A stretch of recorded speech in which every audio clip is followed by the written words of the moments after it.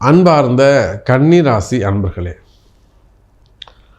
ஆவலோடு பல விஷயங்களை எதிர்பார்த்து காத்திருக்கக்கூடிய எனதருமை கன்னிராசி அன்பர்களே, இது நடந்துருமா, இந்த மாதம் இது முடிஞ்சிருமா, இந்த பிரச்சனை முடிஞ்சிருமா, நமக்கு நிம்மதி கிடைச்சிருமா, எப்படிங்க நமக்கு நிம்மதி கிடைச்சிருமா, இந்த மாதம் நமக்கு நிம்மதி கிடைக்குமா,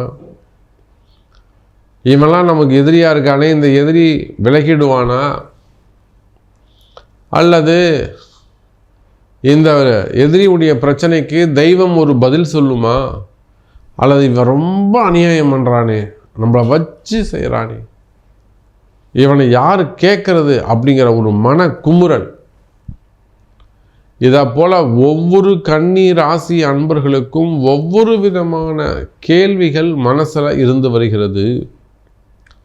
இதை போலத்தான் ஒவ்வொரு கன்னிராசி அன்பர்களுக்கும் மனசில் ஒரு எதிர்பார்ப்பு உள்ளது.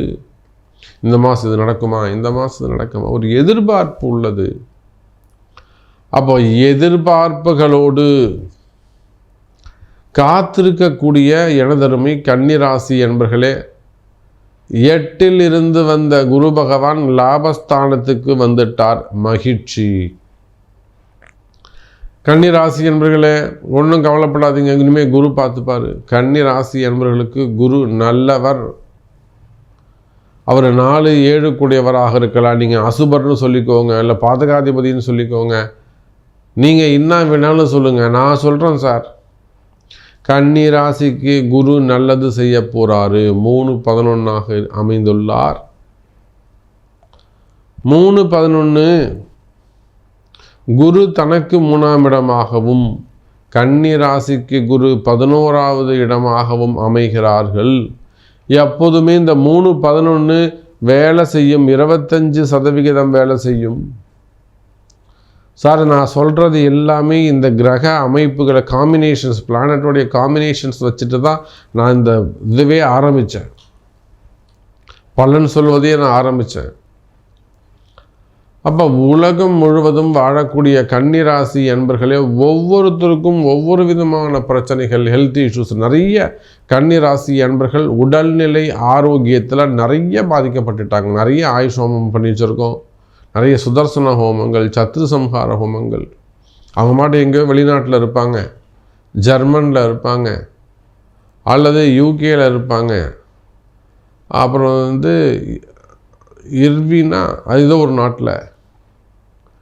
சார் 3 பேருக்கு சார் ஆப்ரேஷன் செய்ய வேண்டியவங்க சார்.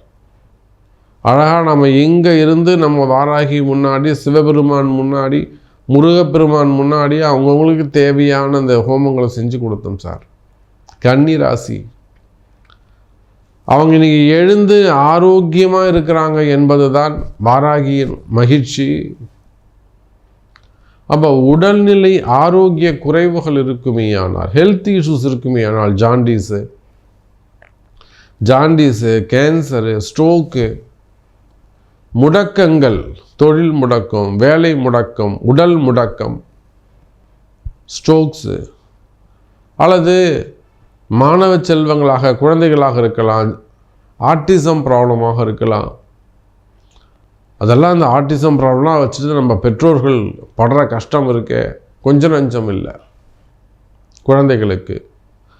அப்போது உலகம் முழுவதும் வாழக்கூடிய கன்னிராசி அன்பர்களே, இதே எப்படி உங்களுக்கு ஏதோ ஒரு எதிர்பார்ப்பு இருக்குமோ, எனக்கு இது நடந்துருமா சாமி, எனக்கு அது நடந்துருமா சாமி, அது எனக்கு கிடைச்சிருமா சாமின்னு மிகுந்த எதிர்பார்ப்புகளோடு காத்திருக்கக்கூடிய கன்னிராசி அன்பர்களே, எப்படி எதிர்பார்ப்புகள் உள்ளதோ அதே போலத்தான் ரொம்ப முக்கியம். நீங்கள் உயிர் வாழ வேண்டும், உடல்நிலை ஆரோக்கியம் ரொம்ப முக்கியம். பணங்காசு இருந்து முக்கியம் இல்லை. உங்கள் காசை யாரோ ஒருத்தர் அனுபவிச்சுன்னா புண்ணியம். அன்றைக்கெலாம் ஒருத்தர் வந்தால் ரொம்ப சிக்கணும், குடும்பம் குடும்பம் குடும்பம் குடும்பம், வேறு எதுவுமே தெரியாது, எந்த கெட்ட பழக்கமும் கிடையாது. இவர் 10 பைசா செலவு பண்ண மாட்டார், பசங்க வீண் செலவு பண்ணுதுங்க. புரியுதுங்களா? சாதாரண ஒரு பேஸ்ட் ப்ரஷ்ஷை அந்த அந்த அவங்க பொண்ணு ஒரு மாதத்துக்கு 6 ப்ரஷ்ஷை தூக்கி கிடாசுமா. ஒரு ப்ரஷ்ஷு 40 ரூபா வச்சா கூட 300 ரூபா ஆச்சு, 240 ரூபா ஆச்சு. இதில் என்ன சாமி இருக்குது? அந்த 240 நீ அனுபவிச்சியா? கிடையாது. அப்போ நீ அவ்வளோ தூரம் கஷ்டப்பட்டு சிக்கனமாக இருந்து நீ அனுபவிக்காமல் அப்புறம் எதுக்கடா நீ உயிர் வாழணும்? அப்போ அது மாதிரி குடும்பம் பொறுப்பு, ரெஸ்பான்சிபிலிட்டி, சிக்கனம், உண்மைத்தன்மை, நேர்மை, இதெல்லாம் கன்னி ராசி அன்பர்களுக்கு கூடவே பிறந்தது. தியாகமே உருவானவர்கள் கன்னி ராசி அன்பர்கள். அப்படியே மனசு உருகிடுவாங்க, இலகிடுவாங்க. அப்போ இப்படியெல்லாம் குடும்பத்துக்காகவும் ரொம்ப பொறுப்பாக செயல்படக்கூடிய கன்னி ராசி என்பர்களே, கொஞ்சம் உங்களையும் கவனிச்சுக்கோங்க. மனைவி நான் அவங்களுக்காக எல்லாம் செஞ்சேன் சாமி, அவங்களாம் இப்படி பண்ணிட்டாங்க, நான் வீட்டுக்காரருக்காக அவ்வளோ செஞ்ச சாமி, கடைசியில் எப்படி அவர் ஏமாற்றிட்டாரு. நான் பிள்ளைங்களுக்காக செஞ்சேன், அப்பா அம்மாக்காக செஞ்சேன், தம்பிக்காக செஞ்சேன், அண்ணனுக்காக செஞ்சேன். இப்படி உறவுகளை நம்பி அதிகம் ஏமாறக்கூடிய கன்னி ராசி அன்பர்களே, உடல்நிலை ஆரோக்கியம் மிக முக்கியம்.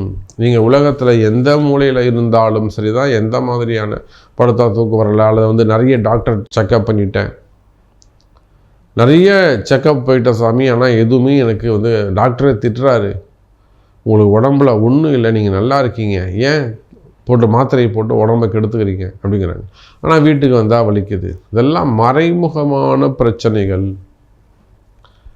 அப்போ இது என்னால் மட்டும் எப்படி இவ்வளோ கரெக்டாக சொல்ல முடியுது? மறைமுகமான பிரச்சனை இருக்குது, எதிர்பார்ப்போடு இருக்கிறீங்க. கன்னிராசிக்கு எப்படி என்னால் மட்டும் சொல்ல முடியுது? அதுதான் கணிப்பு, அதுதான் ஜோதிடம். அப்போ உங்களுக்கு தீர்வு இங்கே தான் கிடைக்கும். உங்கள் பிரச்சனைக்கான தீர்வு இங்கே தான் கிடைக்கும்.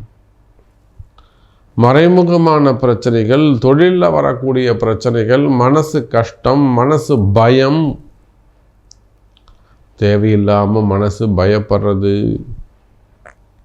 ஒரு டிப்ரெஷன் ஏற்படுவது.